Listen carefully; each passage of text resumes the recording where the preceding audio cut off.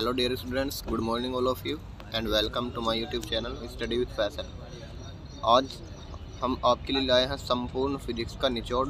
जी हाँ, संपूर्ण फिजिक्स का निचोड़। आपको केवल यही रटना है, यही याद करना है, इसी में से आपका 100% पूरा पेपर फंसने वाला है। जैसे मैंने आपका मैथ का बहुत अच्छे से तैयारी कराई है, मैथ में भी देख लिया होगा आपने कितना पेपर फंसा है। ठीक है, जिस बच्चे ने मेरी सारी वीडियो देखी होंगी उसके 80 से 85 नंबर तो कहीं नहीं गए होंगे। 80 से 85 तो अपने मान के चलेगा, उसने पेपर में छाप के आया है वो। ठीक है, तो मुझे अब ज़्यादा बताने की ज़रूरत नहीं है, आप खुद समझदार हो। ठीक है, अब आपको भटकने की ज़रूरत नहीं कि इधर उधर मैराथन देख लेंगे, पूरा फिजिक्स देख लेंगे। केवल आपको मैं क्वेश्चन दूंगा, आपको भी खुद याद करने होंगे। ठीक है, मैंने इम्पोर्टेंट क्वेश्चन सेलेक्ट किए हैं। ज़्यादा से ज़्यादा 20 से 25 क्वेश्चन होंगे इम्पोर्टेंट, जो है डेरिवेशन प्लस थ्योरी। ठीक है, वे तो अलग हैं और न्यूमेरिकल भी अलग हैं। आपको क्या करना है, सारी की सारी थ्योरी याद करनी है। ठीक है, और सारे के सारे न्यूमेरिकल जो जितने भी मैं दूंगा उनको ज़रूर सोल्व करके जाना है। ठीक है, चलिए वीडियो को स्टार्ट करते हैं। तो अगर किसी बच्चे ने अभी तक हमारे यूट्यूब चैनल सब्सक्राइब भी नहीं किया है, वो जल्दी से बेल आइकन को प्रेस करके सब्सक्राइब कर लें। तो चलिए बच्चों, अब देखिए सबसे पहला क्वेश्चन क्या है। ये क्वेश्चन है, इनकी PDF मैं आपको लिंक डिस्क्रिप्शन में दे दूंगा। ठीक है, स्क्रीनशॉट लेने में अपना टाइम वेस्ट ना कीजिए। सबसे पहला क्वेश्चन देखिए, मोस्ट इंपोर्टेंट क्वेश्चन लाया हूँ आपके लिए। हाइड्रोजन परमाणु के ऊर्जा स्तर आरेख बनाइए। ये 5 नंबर का पूरा, सारे के सारे 5-5 नंबर के क्वेश्चन होंगे। इसी में से आपके 2-2 नंबर के, 3-3 नंबर के भी तोड़ के क्वेश्चन दे देगा। ठीक है, तो हाइड्रोजन परमाणु के ऊर्जा स्तर आरेख बनाइए, पूरा डेरिवेशन करके जाना आपको। इनके विभिन्न श्रेणियों के संक्रमण को प्रदर्शित करना है। लाइमन श्रेणी की सबसे बड़ी, सबसे छोटी की तरंग दैर्घ्य की गणना कीजिए। लाइमन की पूछ लेगा, बामर की, पास्टन की, फुंडी, किसी की भी पूछ सकता है। ठीक है, तो आपको सारी की सारी बहुत अच्छे से याद करके जाना हाइड्रोजन स्पेक्ट्रम वाला। ठीक है, 5 नंबर में आपसे 100% पूछ जाएगा। नेक्स्ट क्वेश्चन देखिए प्यारे बच्चों, फोटो डायोड क्या है। फोटो डायोड, इसके कार्य सिद्धांत की व्याख्या कीजिए। फोटो डायोड के कुछ महत्वपूर्ण उपयोग भी लिखिए। तो फोटो डायोड ये आपका पीएन संधि वाले चैप्टर से है, बहुत इंपॉर्टेंट है, हर बार पूछा जाता है। एक ना एक जरूर क्वेश्चन फंसे, सारे के सारे क्वेश्चन आपको इसमें से देखने को मिलेंगे। मुझे आपको बताने की ज़रूरत नहीं है, आप खुद समझदार हैं, आपने खुद देख लिया होगा मैथ में कितने क्वेश्चन फंसे थे। ठीक है, तो देखिए अब तीसरा क्वेश्चन, ये लघु क्वेश्चन में आता है, कला संबंध तथा कला असंबंध स्रोत से आप क्या समझते हैं। यह भी मोस्ट इम्पोर्टेंट क्वेश्चन है। अब देखिए क्वेश्चन नंबर 4,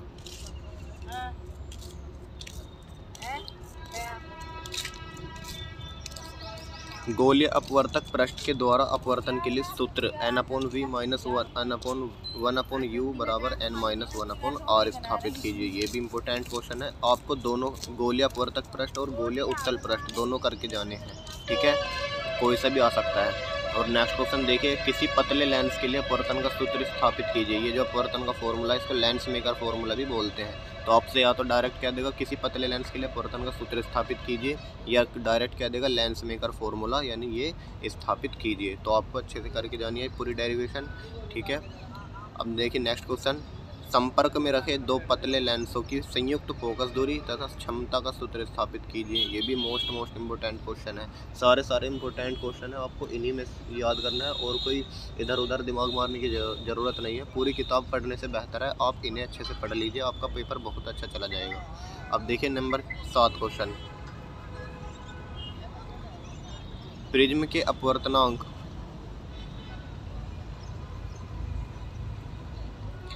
के अपवर्तनांक n बराबर sin a plus del m/2 और sin a/2 का सूत्र स्थापित कीजिए। ठीक है, ये पूरा डेरिवेशन आपको अच्छे से करके जाना है। नंबर 8, खगोलीय दूरदर्शी का किरण आरेख खींचे। ठीक है, किरण आरेख जरूर आता है खगोलीय दूरदर्शी का, इसको अच्छे से बना के देख लेना। सारे के सारे चित्र बना कर 2 से 3 बार प्रैक्टिस करनी है, बिना देखे, बिना मॉडल की कॉपी की सहायता लिए। ठीक है, अगर आपको चित्र माइंड में होगा अच्छे से तो थ्योरी अपने आप क्लियर होती चली जाएगी। तो इसकी आवर्धन क्षमता का भी सूत्र स्थापित करना है। ठीक है, जो 2 आवर्धन क्षमता के फॉर्मूला आए थे, एक स्पष्ट दृष्टि न्यूनतम दूरी वाला और अनंत दूरी पर जो बनता है, दोनों आपको कंडीशन। देखिए व्यतिकरण क्या है, इसकी शर्त लिखिए। मोस्ट इंपोर्टेंट क्वेश्चन है ये भी, व्यतिकरण वाला। यंग का व्यतिकरण प्रयोग में फ्रिंज चौड़ाई के लिए व्यंजक स्थापित कीजिए। ठीक है, ये फ्रिंज चौड़ाई वाले पर न्यूमेरिकल भी आता है, इस पर ध्यान रखना है। ठीक है, चलिए नेक्स्ट क्वेश्चन देखिए, विवर्तन क्या है, विवर्तन की शर्त लिखिए। आपसे डायरेक्ट पूछ लेगा कि विवर्तन के लिए क्या शर्त है, 1 नंबर में पूछ सकता है, या फिर डेफिनेशन 2 नंबर में पूछ लेगा विवर्तन क्या है, इसकी परिभाषा लिखिए। या फिर 5 नंबर में डायरेक्ट डेरिवेशन आएगी, एक पतली झिर्री से प्राप्त विवर्तन प्रतिरूप बनाइए तथा केंद्रीय उच्चिष्ट की कोण या चौड़ाई ज्ञात कीजिए। ठीक है, ये वाला अपने डेरिवेशन क्या होगा, ये यहाँ पर 2 उत्तर लेंस लगे होते हैं, ये वाला आपको अच्छे से करके जाना है। डेरिवेशन केंद्रीय उच्चिष्ट की कोणीय चौड़ाई टूथ। अब नेक्स्ट देखिए, हाइगेन्स की द्वितीयक तरंगिकाओं का सिद्धांत लिखिए। ऐसा कोई पेपर नहीं होगा जिसमें हाइगेन्स की द्वितीयक तरंगिकाओं का सिद्धांत ना पूछा गया हो और इसके सिद्धांत के आधार पर अपवर्तन की व्याख्या, परावर्तन की व्याख्या ना पूछी गई हो। ये आपको रट लेनी है बिल्कुल अच्छे से। ठीक है, प्रकाश वैद्युत प्रभाव क्या है, मोस्ट इंपॉर्टेंट क्वेश्चन, इसके नियम लिखिए और आइंस्टीन के प्रकाश वैद्युत समीकरण की स्थापना करते हुए इनकी व्याख्या कीजिए। तो आपसे या तो 2 नंबर में पूछ लेगा इसकी डेफिनेशन प्रकाश वैद्युत प्रभाव क्या है, या आपसे 3 नंबर में पूछ लेगा प्रकाश वैद्युत प्रभाव के नियम लिखिए, या डायरेक्ट 5 नंबर में पूछेगा आइंस्टीन के प्रकाश वैद्युत समीकरण की स्थापना करते हुए प्रकाश वैद्युत प्रभाव के नियमों की व्याख्या कीजिए। तो आपको पूरा डेरिवेशन मैंने एक ही उसमें दे दिया है। शॉर्ट भी इसी में से आएगा, लॉन्ग भी आएगा और लघु भी इसी में से बनेंगे। ठीक है, तो आपको अलग अलग पढ़ने की ज़रूरत नहीं है। मैंने इसी पूरी PDF में आपके शॉर्ट भी रखे हैं, उसी में लॉन्ग छुपे हुए हैं, उसी में लघु छुपे हुए हैं और उसी में न्यूमेरिकल भी हैं।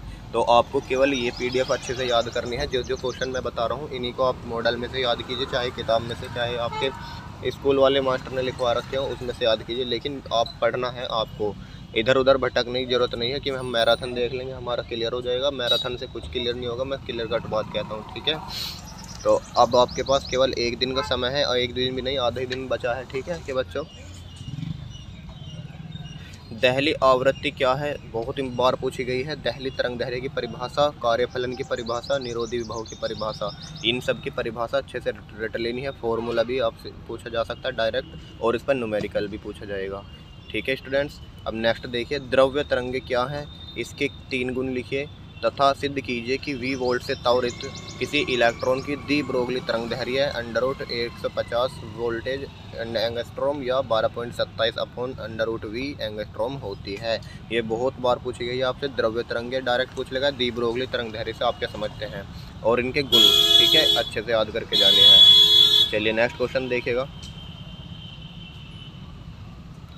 या फिर ये क्वेश्चन इस प्रकार भी पूछा जा सकता है, अथवा में यदि एक इलेक्ट्रॉन को विराम अवस्था से V वोल्ट तक त्वरित किया जाता है तो इस इलेक्ट्रॉन से बद्ध दी ब्रोगली तरंग दैर्घ्य का व्यंजक प्राप्त कीजिए। तो व्यंजक यही आएगा आपका 150 वाला।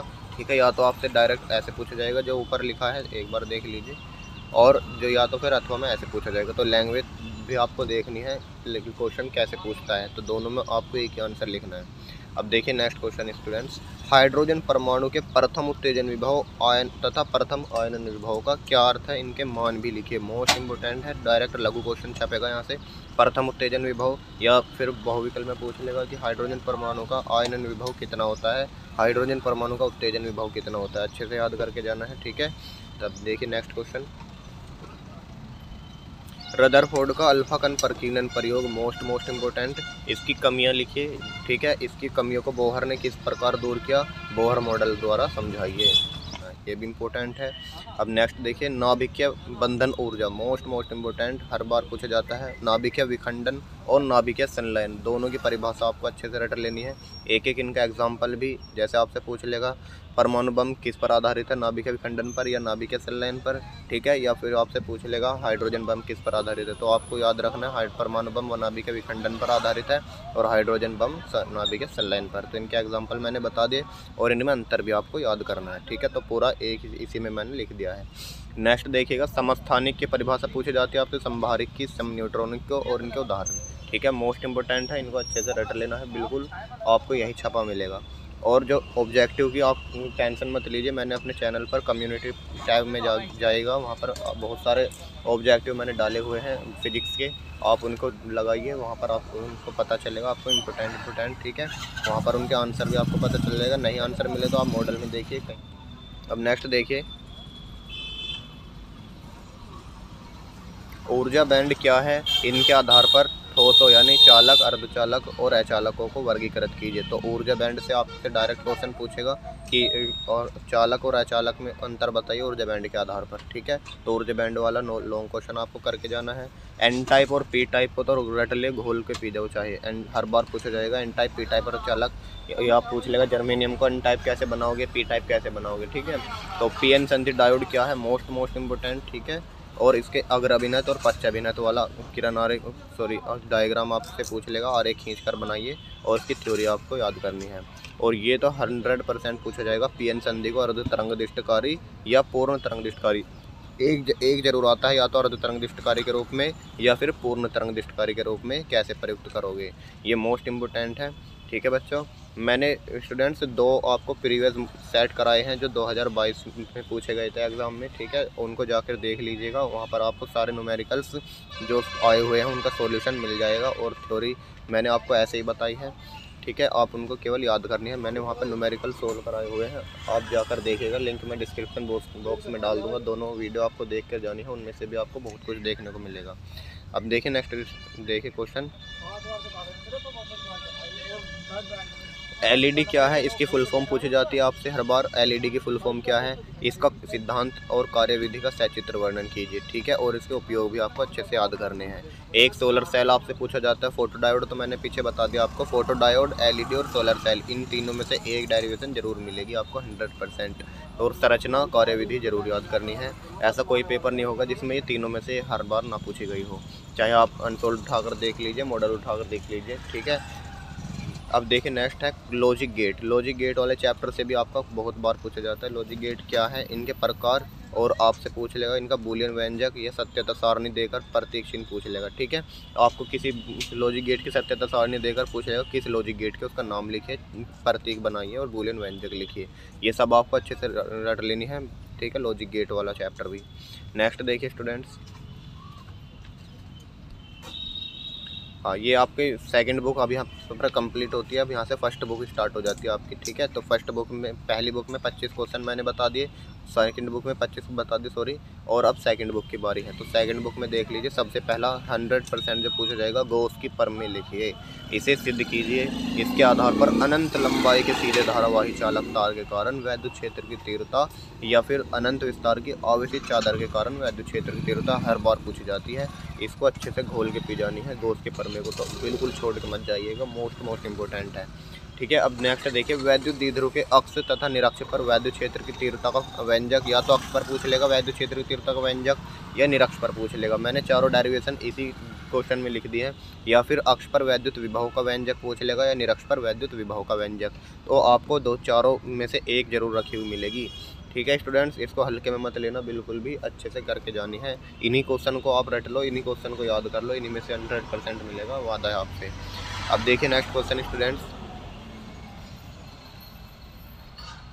कूलॉम का नियम लिखिए, ठीक है। कूलॉम का नियम मोस्ट इंपोर्टेंट है। वहाँ से एप्सिलॉन नोट की विमा पूछता है आपसे, एप्सिलॉन नोट का मात्रक पूछता है, ठीक है। इसके न्यूमेरिकल भी आपसे डायरेक्ट पूछ लेगा कूलॉम के नियम पर आधारित। और वैद्युत क्षेत्र की तीव्रता की परिभाषा, ठीक है। कि किसी बिंदु आवेश के कारण वैद्युत क्षेत्र की तीव्रता और वैद्युत विभव का व्यंजक। तो बिंदु आवेश के कारण वैद्युत क्षेत्र की तीव्रता का व्यंजक स्थापित करना है, आपको याद करना है, डेरिवेशन है ये पूरी।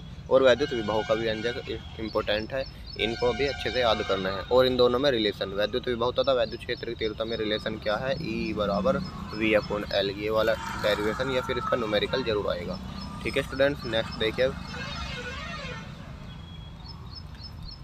समांतर प्लेट संधारित्र, मोस्ट इम्पोर्टेंट। समांतर प्लेट संधारित्र की धारिता के लिए सूत्र स्थापित कीजिए। इसकी धारिता कैसे बढ़ा सकते हैं, तो इसको अच्छे से याद करने के जाना है। C बराबर एप्सिलॉन KA/D। तो आपसे पूछ लेगा कैसे बढ़ाएंगे, तो याद रखना संधारित्र कैसे बढ़ा सकते हैं। यदि हम इसको घटाएंगे दूरी को, ये बढ़ जाएगी। तो यानी हम कहेंगे अगर प्लेटों के बीच की दूरी को घटा दें तो संधारित्र की धारिता बढ़ जाएगी। यदि प्लेटों का पृष्ठ क्षेत्रफल बढ़ा दें तो ये भी बढ़ जाएगी। और परावैद्युतांक का मान बढ़ा दें, ये भी बढ़ जाएगी। एप्सिलॉन नोट तो फिक्स है, इसे तो हम घटा बढ़ा नहीं सकते, ठीक है। तो केवल 3 चीज़ों पर यह निर्भर करती है। तो इससे डायरेक्ट लॉन्ग क्वेश्चन बनेगा या फिर लघु क्वेश्चन बनेगा कि धारिता कैसे बढ़ाओगे, ये वाला। नेक्स्ट देखिएगा, अनुगमन वेग क्या है, इसकी परिभाषा आपको याद करनी है। अनुगमन वेग और धारा घनत्व में संबंध, ठीक है, ये वाला। और अनुगमन वेग के आधार पर ओम के नियम का सत्यापन, ठीक है, मोस्ट इंपॉर्टेंट है। अनुगमन वेग से 100% न्यूमेरिकल पूछा जाएगा या फिर डेरिवेशन भी आएगा।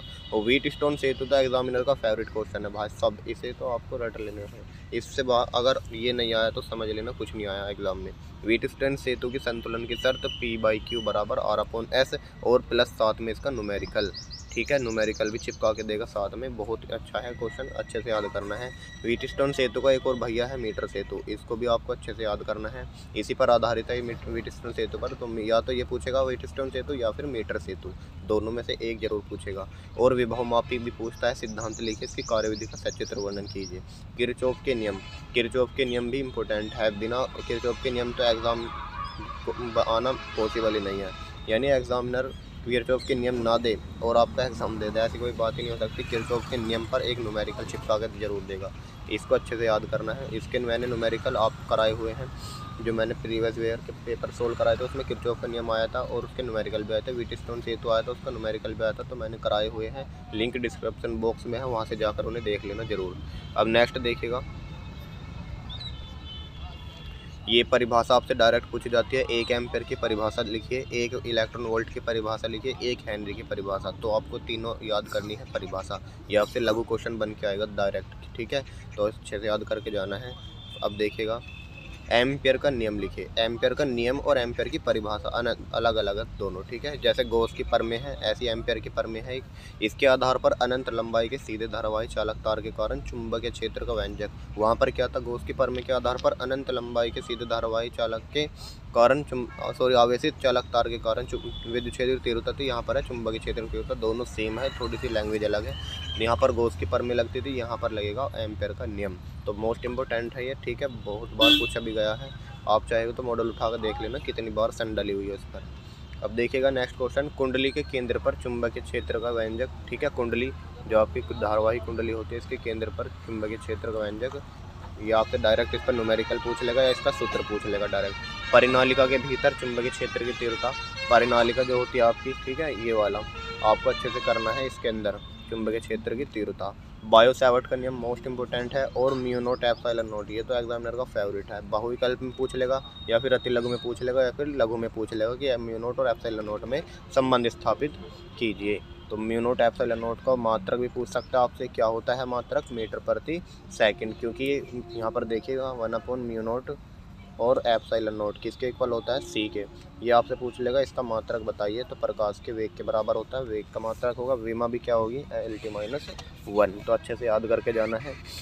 चलिएगा नेक्स्ट देखिए, दो समांतर धारावाही चालकों के बीच लगने वाले बल का सूत्र स्थापित कीजिए। मोस्ट इंपोर्टेंट क्वेश्चन, एग्जामिनर का फेवरेट क्वेश्चन। और यहीं से आपको एम्पेयर की परिभाषा पूछेगा कि इसके आधार पर 1 एम्पेयर की परिभाषा दीजिए। तो मैंने ऊपर लिख दिया है एम्पेयर की परिभाषा, वहाँ से याद कर लेना। और यहाँ पर डेरिवेशन है, दोनों समांतर धारावाही चालकों के बीच लगने वाले बल का सूत्र स्थापित कीजिए। मोस्ट इंपोर्टेंट क्वेश्चन है। देखिएगा नेक्स्ट, अब चल कुंडल धारा मापी, भाई साहब चल कुंडल धारा मापी पे एक न्यूमेरिकल चिपका के देगा या फिर पूछ लेगा कैसे बदलोगे चल कुंडल धारा मापी को, एमीटर में या वोल्ट मीटर में। चल कुंडल धारा मापी को भैया गैल्वेनोमीटर भी बोलते हैं, याद कीजिएगा, ठीक है। तो आपसे पूछ लेगा चल कुंडल धारा मापी को एमीटर में कैसे बदलोगे और वोल्ट मीटर में कैसे बदलोगे, ठीक है। इंपॉर्टेंट क्वेश्चन, अच्छे से याद करना है। देखिए स्टूडेंट्स, ये नति कोण और दिक्पात का कोण, आई थिंक ये सिलेबस से कट गया है, लेकिन अगर नहीं कटा आप देख लेना एक बार, अगर मॉडल में दिया होगा तो एक बार इसको भी याद करके जाना है। ये भी फेवरेट क्वेश्चन है।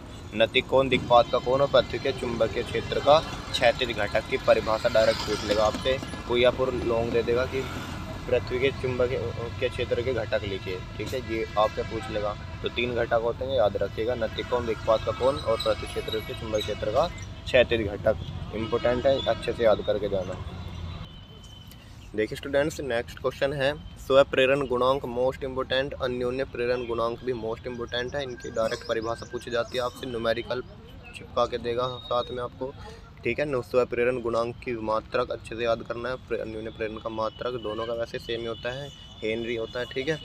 और इनका क्या करना है आपको, परिभाषा अच्छे से याद करनी है, और इनकी क्रिया कि अन्योन्य प्रेरण की क्रिया क्या है, स्वप्रेरण की क्रिया क्या है, ठीक है। और इन पर एग्जाम्पल कि अन्योन्य प्रेरण पर आधारित कौन कौन सी डिवाइस हैं, जैसे आपका ट्रांसफार्मर है, अन्योन्य प्रेरण पर आधारित है। चौक कुंडली है, ये आप पर स्वप्रेरण पर आधारित है, ठीक है। विद्युत मोटर है, अन्योन्य प्रेरण पर। तो आपको अच्छे से याद करनी है। डायरेक्ट आपसे पूछ लेगा बहुविकल्प में कि ट्रांसफार्मर किस क्रिया पर आधारित है, तो अन्योन्य प्रेरण पर लगाना है आपको, ठीक है। नेक्स्ट देखिएगा, विद्युत चुंबकीय प्रेरण संबंधी फैराडे के नियम। मोस्ट इंपोर्टेंट है फैराडे के नियम, जहाँ से लेंज के नियम की उत्पत्ति होती है दूसरे नियम से, ठीक है। तो दोनों का अलग अलग नाम है, अलग बहुत अच्छे से याद करने। जैसे आपके किरचॉफ के नियम है, ऐसे फैराडे के नियम है, इंपॉर्टेंट है, अच्छे से याद कर लेना। परिनालिका के लिए स्वप्रेरण गुणांक, ठीक है, स्वप्रेरण गुणांक याद करना है। परिनालिका के लिए डेरिवेशन है ये आपकी।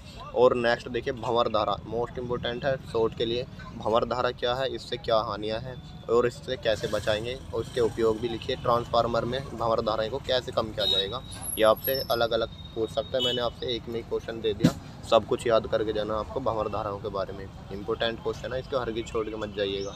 नेक्स्ट क्वेश्चन देखिएगा, ट्रांसफार्मर की कार्यविधि सचित्र वर्णन कीजिए। मोस्ट इंपोर्टेंट, ऐसा कोई एग्जाम नहीं होगा जिसमें ट्रांसफार्मर ना आया हो, ठीक है, हर बार पूछा जाता है। एलसी और परिपथ, मोस्ट इंपोर्टेंट क्वेश्चन है, और 5 नंबर में रखा हुआ मिलेगा। अनुनाद की शर्त, ठीक है, इस पर न्यूमेरिकल भी आता है, 100% आएगा न्यूमेरिकल। तो एलसी और परिपथ का सचित्र वर्णन करना, अनुनाद की शर्त याद करनी है इसकी। अनुनादी आवृत्ति क्या होती है, इसके डायरेक्ट बहुविकल्प पूछता है आपसे, F=1/2π√LC, ठीक है, ये आपको याद करना है ये वाला। इसकी विमा पूछ लेगा आपसे, √LC की विमा किसके बराबर होती है, तो समय की विमा की, और 1/√LC की होती है आवृत्ति की विमा की।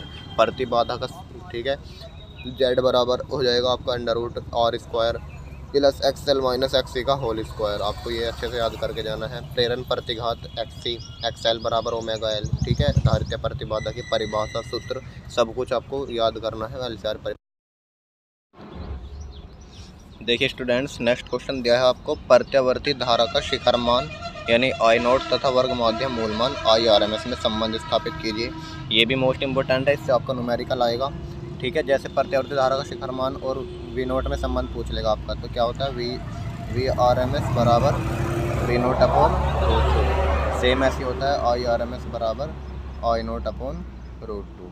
ये आपको अच्छे से क्लियर करना है, ठीक है, इसको पढ़ लेना एक बार। नेक्स्ट देखिएगा, ये नेक्स्ट चैप्टर है आपका पर विद्युत चुंबकीय तरंगे, लास्ट चैप्टर है सेकंड फिजिक्स का। तो विद्युत चुंबकीय तरंगे क्या हैं, इनसे आपका बहुत 2-3 नंबर का क्वेश्चन आएगा ज़रूर। आपको तरंग दैर्घ्य का बढ़ता क्रम घटता क्रम पूछ लेगा कि एक्स किरणें, गामा किरणें और रेडियो किरणें को तरंग दैर्घ्य के रूप में यानी बढ़ते क्रम में लगाइए, या आवृत्ति के रूप में बढ़ते क्रम में लगाइए, ऐसे पूछ लेगा। तो आपको इनको अच्छे से करके जाना है। इसकी मैं ट्रिक आपको बता दूंगा अभी, 1 घंटे बाद आपको ट्रिक मिल जाएगी, इसको आप क्लियर कर लीजिए वहाँ से, ठीक है। आवृत्ति, बढ़ता क्रम घटता क्रम और मैक्सवेल का तरंग सिद्धांत, ठीक है। और ग्राफ, इसका जो आपको ग्राफ होता है ना इनका, ये इस टाइप से कुछ ये वाला ग्राफ है ना, तो आपको ये वाला भी अच्छे से करके जाना है, ठीक है। ये यहाँ से भी क्वेश्चन आते हैं, ठीक है बच्चों, ये वाला। और इसकी दिशा पूछ लेगा, किसकी दिशा में होती है, E क्रॉस B की दिशा में, याद रखना, vector E cross vector B। Objective और ऊपर होता है E और नीचे होता है B, ठीक है स्टूडेंट्स। यही क्वेश्चन है पूरी फिजिक्स के। आप 48 क्वेश्चन डाले हैं मैंने, तो 25 क्वेश्चन सेकेंड फिजिक्स के और 23 क्वेश्चन फर्स्ट फिजिक्स के। इन्हीं क्वेश्चन को अच्छे से कर लीजिएगा, इन्हीं में से आपको डेरिवेशन मिलेगी, लॉन्ग भी इन्हीं में से बनेगा, शॉर्ट भी इन्हीं में से बनेगा। और ऑब्जेक्टिव तो मैंने अपने यूट्यूब चैनल पर डाले रखे हैं कम्युनिटी में, वहाँ से ऑब्जेक्टिव लगाइए जा करके, उन्हीं में से आपको मिलेगा। और न्यूमेरिकल्स की वीडियो मैंने 2 सेट आपको सोल्व कराए हैं जो आपके प्रीवियस ईयर हैं, ठीक है, उन्हीं में से न्यूमेरिकल देख लीजिएगा, वहाँ से आपको बहुत कुछ मिलने वाला है। अब देखिए न्यूमेरिकल्स देख लीजिए, पूरी फिजिक्स के न्यूमेरिकल मैंने एक साथ लिख दिए हैं। इसमें से आपको संधारित्र प्रतिघात, ठीक है, जो XC होता है, इसका फॉर्मूला, प्रेरक प्रतिघात XL इसका फॉर्मूला, और परिपथ की प्रतिबाधा यानी Z इसका फॉर्मूला, धारा और वोल्टेज के बीच कालांतर यानी tan phi ये वाला फॉर्मूला, और वोल्टेज का वर्ग माध्य मूल मान यानी VRMS, ठीक है। ये सभी पूछेगा एक एक नंबर के, तो ये है 5 नंबर का पूरा क्वेश्चन। इसी 5 नंबर का हर बार पूछा जा जाए। आप कोई सा ही पेपर उठा के देख लीजिए फिजिक्स का, कोई से भी साल का, ये आपको रखा हुआ मिलेगा। ठीक है, इम्पोर्टेंट है, इसको अच्छे से करके जाना। इसके सभी फॉर्मूले याद होने चाहिए। और अनुनाद की शर्त खास तौर से, कि अनुनाद की शर्त में क्या होता है, एक्सएल बराबर हो जाते हैं एक्सी के। ठीक है, एक्सएल और एक्सी क्या हो जाते हैं, बराबर। वहाँ से अनुनादी आवृत्ति का क्वेश्चन आएगा आपका। ठीक है स्टूडेंट्स, नेक्स्ट क्वेश्चन देखिए। अब ये यंग वाले चैप्टर से है, सेकंड फिजिक्स का। ठीक है, इसमें से भी 5 नंबर का पूछा जाता है। एक तो यंग की डेरिवेशन करनी है और इसका यंग का एक न्यूमेरिकल करना है। ठीक है, यंग की द्विझिरी प्रयोग में झिर्रियों के बीच की दूरी यानी स्मॉल डी की वैल्यू दी आपको, पर्दा ये कैपिटल डी की वैल्यू, केंद्रीय दीप्त फ्रिंज एवं चतुर्थ दीप्त फ्रिंज के बीच की दूरी 1 सेंटीमीटर नापी गई, प्रयुक्त प्रकाश की तरंग दैर्घ्य याद कीजिए। तो ये भी इंपॉर्टेंट है, इसको अच्छे से कर लीजिएगा। नेक्स्ट देखिए, ये तो एग्जामिनर का मोस्ट फेवरेट क्वेश्चन है। ठीक है, हर बार रखा हुआ मिलेगा, किरचॉफ के नियम वाला। यानी प्रत्येक ऐसे आपको परिपथ दे देगा, क्या देगा, प्रत्येक प्रतिरोध में बहने वाली धारा क्या कीजिए। तो आपको किरचॉफ के दोनों नियम याद करने हैं और किरचॉफ के नियम के न्यूमेरिकल करके जाना है, ये वाला। ठीक है, मोस्ट इंपोर्टेंट है। और याद रखना, किरचॉफ का पहला नियम किस भौतिक राशि के संरक्षण पर आधारित है, आवेश संरक्षण पर। और दूसरा नियम यानी जो लूप का नियम है वो है ऊर्जा संरक्षण पर। ठीक है, इंपॉर्टेंट है, आपसे डायरेक्ट विकल्प में पूछ भी सकता है और पूछा भी गया है कई बार। ठीक है, नेक्स्ट देखते हैं। इसकी सबकी पीडीएफ मैं आपको नीचे लिंक डिस्क्रिप्शन बॉक्स में अपलोड कर दूंगा, वहाँ से डाउनलोड कर लीजिएगा। अभी नोट करने में मैं तो टाइम वेस्ट गवाना, वहाँ से एक साथ नोट कर लेना चाहिए तो। ठीक है, देखिए 12 ओम प्रतिरोध की कुंडली की एक धारा मापी 2.5 मिली एम्पियर की धारा के लिए पूर्ण एक स्केल विक्षेपित प्रदर्शित करता है। इसे 0 से 7.5 एम्पियर के परास के एमीटर में कैसे परिवर्तित करोगे। तो ये मैंने बताया था आपको, एमीटर में परिवर्तित करना है किसको, कुंडली क्या है आपका, धारा मापी यानी गैल्वेनोमीटर को एमीटर में परिवर्तित करेंगे। या तो आपसे थ्योरी में पूछ लेगा कि धारा मापी को एमीटर में कैसे परिवर्तित करोगे, या न्यूमेरिकल देके पूछ लेगा। ठीक है, तो इस पर न्यूमेरिकल कर लेना। ये शंट लगाएंगे एक अल्प प्रतिरोध वाला, वहाँ से एक फॉर्मूला लगेगा S बराबर IG minus IgG upon I minus IG। ठीक है, ये फॉर्मूला होता है, इसको अच्छे से देख लीजिएगा। यहाँ पर ऊपर को लिख देता हूँ, ये होता है S = IG कैपिटल G बटे I माइनस IG। ये फॉर्मूला होता है बच्चों। ठीक है, इसको लगाना है इसमें। नेक्स्ट देखिएगा, एक ट्रांसफार्मर, ये ट्रांसफार्मर वाला, एक तो पूरे डेरिवेशन जो ट्रांसफार्मर की थ्योरी है और ट्रांसफार्मर का न्यूमेरिकल रखा हुआ मिलेगा, एक साथ पूछ लेगा। ट्रांसफार्मर का सिद्धांत लिखिए और साथ में एक न्यूमेरिकल दे देगा, या ट्रांसफार्मर ऊंचाई अपचाई में अंतर पूछ लेगा आपको, साथ में न्यूमेरिकल। यानी न्यूमेरिकल तो 100% आना है और ट्रांसफार्मर भी 100% आना है, ये मान के चलिए। तो ट्रांसफार्मर वाला क्वेश्चन है, इसको अच्छे से कर लेना है। ठीक है स्टूडेंट्स, नेक्स्ट देखिए, हाइड्रोजन परमाणु वाला मैंने बताया था, हाइड्रोजन स्पेक्ट्रम वाला जरूर आएगा एक सवाल। और हाइड्रोजन परमाणु से भी संबंधित एक क्या है, न्यूमेरिकल आना ही आना है। हाइड्रोजन परमाणु का एक इलेक्ट्रॉन 0.5 एंगस्ट्रॉम त्रिज्या के कक्षा में 10⁻17 साइकिल प्रति सेकंड से चक्कर लगाता है यानी घूमता है। इसके कारण चुंबक के द्विध्रुव आघूर्ण की गणना कीजिए। तो ये इंपॉर्टेंट न्यूमेरिकल है, 3 नंबर में पूछा गया अभी तो आपसे, इसको कर लेना है। जितने न्यूमेरिकल मैं दे रहा हूँ इन्हीं को कर लीजिए, इन्हीं में से मिलेगा, ये सफिशिएंट है। मैं पूरी फिजिक्स का निचोड़ बता रहा हूँ आपको, कुछ पूरी फिजिक्स पढ़ने से बेहतर है आप ये 47 से 48 क्वेश्चन है, इनको अच्छे से कर लीजिए, इन्हीं में से मिलेगा, भरोसा रखिए आप। जैसे आपको मैथ में मिला है, आपने देख भी लिया होगा मैथ में कितना कुछ मिला है। अब देखिए, ये हर बार पूछा जाता है, ये आपको विद्युत चुंबकीय तरंग वाले चैप्टर से मैंने बताया था, 3 नंबर में आएगा। 1 नंबर में तो आपका तरंग दैर्घ्य वाला पूछ लेगा, बढ़ता क्रम घटता क्रम, और 2 नंबर में या 3 नंबर में आपसे न्यूमेरिकल डिट्टो छपा मिलेगा, लैंग्वेज भी चेंज नहीं होने की, कि आपसे पूछ लेगा विद्युत चुंबकीय तरंग में दोलनी चुंबकीय क्षेत्र, यहाँ से आपको पूछ सकता है विद्युत चुंबकीय तरंग की तरंग दैर्घ्य या लैम्बडा, दोलनी विद्युत चुंबकीय का आयाम। ये सभी न्यूमेरिकल मैंने कराए हुए हैं, जाकर के वीडियो देखिए, वहाँ से नोट कीजिए। जो न्यूमेरिकल नहीं आता उसको देखिए और जो आता है उसकी प्रैक्टिस कीजिए। ठीक है स्टूडेंट्स, देख लीजिए नेक्स्ट क्वेश्चन की क्या है। ये सभी न्यूमेरिकल मेरे कराए हुए हैं।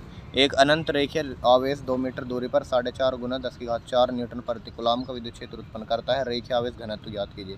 तो रेखीय आवेश घनत्व का फॉर्मूला लगाइएगा यहाँ पर, लैम्बडा बराबर Q/L। ठीक है, क्यों दिया है आपको, आवेश की दूरी दी है यहाँ पर। ठीक है, और ये क्या होता है, 4.5 × 10⁴ न्यूटन प्रति कूलम का विद्युत क्षेत्र। अच्छा, ये रेखीय आवेश घनत्व पूछ रहा है, अनंत आवेश रेखा वाला। देखिए यहाँ पर फॉर्मूला लगेगा E बराबर 2 lambda upon epsilon not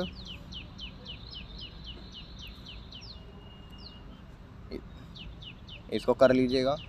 next देखिए, ये प्रिज्म वाला क्वेश्चन भी मोस्ट इंपोर्टेंट है। किसी प्रिज्म कोण और न्यूनतम विचलन कोण के मान बराबर हैं तो प्रिज्म के पदार्थ का अपवर्तनांक क्या होगा। बच्चों ने इसका फॉर्मूला भी रट रखा है और आंसर भी रट रखा है, कितना, cos a/2।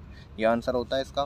प्रिज्म कोण यानी a और न्यूनतम विचलन कोण यानी डेल m, ये बराबर रख देना है उस फॉर्मूले में, जो फॉर्मूला मैंने बताया था, n = sin a + del m/2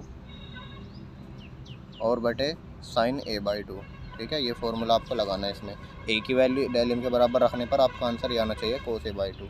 next देखिएगा, LCR परिपथ के लिए अनुनाद अवस्था में लगाए गए विभवांतर तथा धारा के बीच कलांतर ज्ञात कीजिए। मैंने बताया था LCR से न्यूमेरिकल जरूर आना है, तो यहाँ से कलांतर पूछ लिया तो आपको याद होगा, जब अनुनाद की अवस्था होती है तो XL बराबर कितना हो जाता है, XC के। तो अगर मैं यहाँ पर फॉर्मूला लगाऊँ tan इनवर्स, यहाँ पर फाई का फॉर्मूला है, ठीक है, कलांतर क्या होता है, XL - XC और बटे में R, ये फॉर्मूला पढ़ा। यदि XL और XC बराबर हैं तो ये कट जाएंगे, तो यहाँ पर 0 बचा और 1/0 के बराबर क्या आ जाएगा, tan 0 और फाई कितना आ जाएगा, 0, यानी कलांतर इनमें 0 डिग्री हो जाएगा। ये आपसे 1 नंबर में बहुविकल्प में पूछा जाएगा। ठीक है स्टूडेंट्स, नेक्स्ट देखिए, इस सभी टाइप के न्यूमेरिकल रखे हैं मैंने, 1 नंबर वाले भी, 2 नंबर वाले भी और 5 नंबर वाले भी। ये एक आपको धारिता वाले चैप्टर से भी देखने को मिलेगा। श्रेणी क्रम, समांतर क्रम ध्यान रखना है धारिताओं का, आपको इसमें तुल्य धारिता ज्ञात करनी है। नेक्स्ट देखिए, ये आपको नाभिक वाले चैप्टर से देखने को मिलेगा। दी गई नाभिकीय अभिक्रिया में मुक्त ऊर्जा का परिकलन कीजिए। 5 नंबर में आपसे पूछा जाएगा और 100% पूछा जाएगा, हर बार पूछा जाता है। आपको एक रिएक्शन दे देगा और यहाँ पर द्रव्यमान दे देगा। द्रव्यमान क्षति निकालना, पहले द्रव्यमान क्षति को एनर्जी में बदल लेना। 1 AMU की वैल्यू 931 मेगा इलेक्ट्रॉन वोल्ट रखनी है, उसके बाद जो भी एनर्जी आएगी वो आपका आंसर हो जाएगा। ठीक है स्टूडेंट्स, और याद रखना है कि AMU बराबर कितना होता है, 931 मेगा इलेक्ट्रॉन वोल्ट। ये आपसे ऑब्जेक्टिव में भी पूछा जा सकता है। अब नेक्स्ट क्वेश्चन देखिए, ये मैंने अभी बताया था विद्युत चुंबकीय तरंग वाला, इस न्यूमेरिकल ये 2 बार पूछा गया है। ठीक है, इसलिए मैंने 2 बार लिखा, ये थोड़ा अलग है। यहाँ पर पहले दिया था विद्युत चुंबकीय क्षेत्र की समीकरण दी थी, अब की बार विद्युत क्षेत्र की समीकरण दी है। तो आपको यहाँ पर इसकी तुलना करके ज्ञात करना तरंग की आवृत्ति और तरंग दैर्घ्य, चुंबकीय क्षेत्र का समीकरण। ये भी मेरा कराया हुआ क्वेश्चन है, जा करके वीडियो देख लीजिएगा, आपको समझ में आ जाएगा। नेक्स्ट देखिए, ये भी मोस्ट इम्पोर्टेंट क्वेश्चन है। एक तार को खींच कर पूछ लेगा कि यदि तार की लंबाई को दोगुनी कर दें या 3 गुना बढ़ा दें तो प्रतिरोध पर क्या इफेक्ट पड़ेगा, या तार की लंबाई में 25% की क्या कर दें, वृद्धि कर दें तो तार के प्रतिरोध में क्या प्रभाव पड़ेगा। ये भी इम्पोर्टेंट क्वेश्चन है, याद रखिएगा इसको।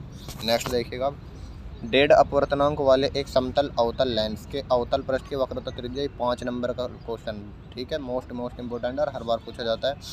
1.6 अपवर्तनांक वाले द्रव में लेंस को डुबाने पर इसकी फोकस दूरी तथा प्रकृति क्या होगी। ये मेरा कराया हुआ क्वेश्चन है, ध्यान से देख लेना, इसको करके जाना जरूर। नेक्स्ट देखिएगा, एक कुंडली में विद्युत धारा 5 मिलीसेकंड में 2 एम्पियर में से 12 एम्पियर हो जाती है। यदि कुंडली में प्रेरित विद्युत वाहक बल 48 वोल्ट उत्पन्न होता है, तब कुंडली का स्वप्रेरण गुणांक ज्ञात कीजिए। यानी आपको फॉर्मूला लगाना है L = E/del T। ठीक है स्टूडेंट्स, यहाँ पर 2 से 12 एम्पियर का मतलब क्या है, डेल आई में चेंज है, कितने सेकंड में, 5 मिलीसेकंड में, यानी डेल टी की वैल्यू है, और विद्युत वाहक बल कितना है, 48 वोल्ट, यानी ये E की वैल्यू है। तो आपको L निकालना है, तो L का मतलब होता है स्वप्रेरण गुणांक। मैंने बताया था आपको स्वप्रेरण गुणांक तो घोल के पी जाइए, और अन्योन्य प्रेरण गुणांक या तो इस पर न्यूमेरिकल मिलेगा या फिर आपको डायरेक्ट परिभाषा पूछ लेगा कि स्वप्रेरण गुणांक की परिभाषा, मात्रक, विमलिक, सब चीज़ पूछ करके जानी है इसकी। नेक्स्ट देखिए, ये तार वाला भी बताया था, तार को खींचकर दुगनी लंबाई कर देंगे तो इसके प्रतिरोध और प्रतिरोधकता पर क्या प्रभाव पड़ेगा। तो देखिए, प्रतिरोध पर तो प्रभाव पड़ेगा, लेकिन प्रतिरोधकता पर कोई प्रभाव नहीं पड़ेगा, क्योंकि प्रतिरोधकता होती है ρ = RA/L। यानी ये केवल किस पर निर्भर करते हैं, तार की प्रकृति पर। ठीक है, तार किस धातु का बना है। अब देखिए, तार को खींचकर दुगने कर रहे हैं, तो तार जो पहले सपोज करिए लोहे का बना, इसका तांबे का बना था, तो दोगुनी लंबाई खींचने के बाद भी तो तांबे का ही रहेगा, यानी तार की प्रकृति तो चेंज नहीं हुई है, तो प्रतिरोधकता पर भी कोई इफेक्ट नहीं पड़ेगा। ध्यान रखना है, प्रतिरोधकता केवल तार की प्रकृति पर निर्भर करती है, ना कि उसकी लंबाई वगैरह पर। तो यहाँ पर आपसे पूछ सकता है डायरेक्ट प्रतिरोधकता पर क्या इफेक्ट पड़ेगा, तो कोई इफेक्ट नहीं पड़ेगा। तो नेक्स्ट देखिएगा स्टूडेंट्स, ये प्रिज्म वाले चैप्टर से क्वेश्चन है, मोस्ट इंपोर्टेंट है, कई बार पूछा भी गया बोर्ड में। एक 90 डिग्री वाले कोण वाले प्रिज्म के वक्र पृष्ठ AB पर एक वर्णीय प्रकाश की किरण चित्र अनुसार आपतित होती है। अपवर्तन के पश्चात निर्गत किरण पृष्ठ BC से निकलती है। प्रिज्म के पदार्थ का अपवर्तनांक ज्ञात कीजिए। ये इंपॉर्टेंट है, 5 नंबर में आपसे पूछा भी जाएगा। ये इसका मैंने सॉल्यूशन करा दिया है, आप जा करके देख लेना वीडियो, ठीक है। तो ये देखिए 45 डिग्री पर आपतित हो रही है प्रकाश किरण और अपवर्तन के पश्चात ऐसे निकल जाएगी स्पर्श करते हुए, यहाँ पर BC को स्पर्श करते हुए ऐसे निकल जाएगी। तो ये जो निर्गत कोण है प्रिज्म के पदार्थ का अपवर्तनांक यानी n निकालना है आपको, ठीक है स्टूडेंट्स। यहाँ पर देख लीजिए इसको। नेक्स्ट देखिएगा, निम्न कण एक ही वेग से गतिमान है। ये भी कई बार आपसे पूछा गया है। किसकी द्विब्रोगली तरंगदैर्घ्य न्यूनतम तथा किसकी अधिकतम होगी। अच्छा, आपको कण नहीं दिए, इसमें मैं बता देता हूँ। एक तो अल्फा कण देगा आपको, एक प्रोटॉन दे देगा, एक इलेक्ट्रॉन दे देगा। इलेक्ट्रॉन कह देगा या फिर बीटा कण कह देगा, ठीक है। तो इसमें बताना है किसकी द्विब्रोगली तरंगदैर्घ्य सबसे कम और सबसे अधिक। तो बताइए, द्विब्रोगली तरंगदैर्घ्य का फॉर्मूला होता है लैम्बडा बराबर h/mv, ठीक है। यही तो होता है। एच तो कांस्टेंट है, तो लैम्बडा किस किस पर निर्भर करता है, एक तो m पर और एक करता है वेग पर। यानी जिसका मास सबसे ज़्यादा होगा उसकी द्विब्रोगली तरंगदैर्घ्य सबसे कम होगी। अब बताइए, अल्फा कण पर सबसे ज़्यादा मास होता है, कितना होता है, 4 गुना mp, यानी प्रोटॉन का भी 4 गुना। अल्फा कण सब प्रोटॉन पर कितना होता है, 1.67 × 10⁻27 kg।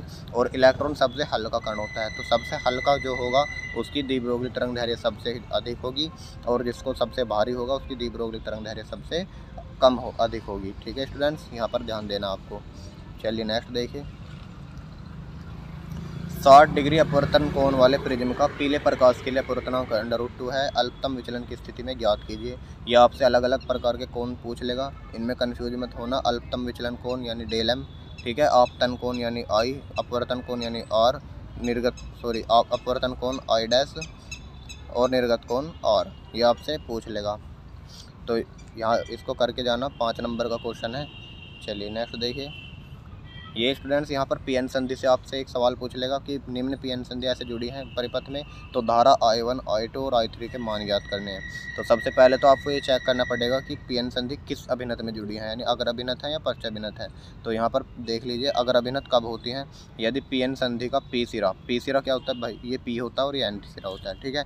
यदि पीएन संधि का पी सिरा बैटरी के पी सिरे से जुड़ा हो, यानी पॉजिटिव से, तो वो होती है अग्र अभिनत। और एन सिरे से जुड़ा हो उसे कहते हैं हम अग्र अभिनत, ठीक है स्टूडेंट्स। और यदि पीएन संधि का अग्र सिरा यानी पी सिरा बैटरी के ऋण सिरे से जुड़ा हो, यानी पी एन से निगेटिव से जुड़ा हो और एन पॉजिटिव से जुड़ा हो, तो उसे बोलते हैं हम पश्च अभिनत, ठीक है। तो याद रखना, अग्र अभिनत में तो धारा बहती है लेकिन पश्च अभिनत में कोई धारा नहीं बहती। तो सबसे पहले आपको ये देखना है इसमें कौन अग्र अभिनत है कौन पश्च अभिनत। जिसमें धारा नहीं बहती उस संधि को छोड़ देंगे और जिसमें बहती है केवल उसके मान निकालेंगे। ये मेरे करवाए क्वेश्चन है, देख लीजिएगा जाके।